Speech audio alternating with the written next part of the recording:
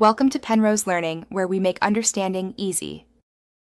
You already have Node and a project. Start by installing Tailwind and creating Tailwind. Config JS.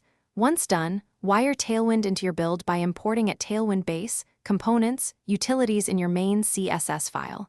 Then create a responsive container component using MaxW and MXAuto so you have a baseline layout. Make sure content paths include your templates. Finally, run your dev server and confirm the compiled stylesheet is loaded. This starts the responsive workflow you'll expand from here. Now implement responsive classes directly in your markup. You'll use prefixes like SM, MD, LG to override properties at specific breakpoints. For example, use flexcall then MD, flexrow to switch orientation. Combine grid and gap utilities to reflow complex components and control ordering with order classes. For text, apply textbase then SM, textlg to scale type. Make sure line height and spacing adapt too. Once the layout behaves across widths, iterate with inspector and adjust breakpoints or finish by optimizing your build.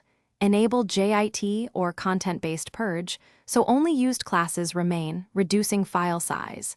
Then test thoroughly, resize, use device emulators, and check keyboard and screen reader behavior to ensure accessibility. Build production assets and deploy your site.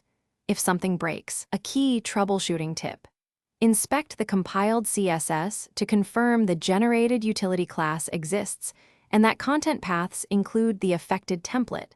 Missing content paths often cause styles to vanish in production builds. Thanks for watching. If this was helpful, leave a like and consider subscribing. See you next time.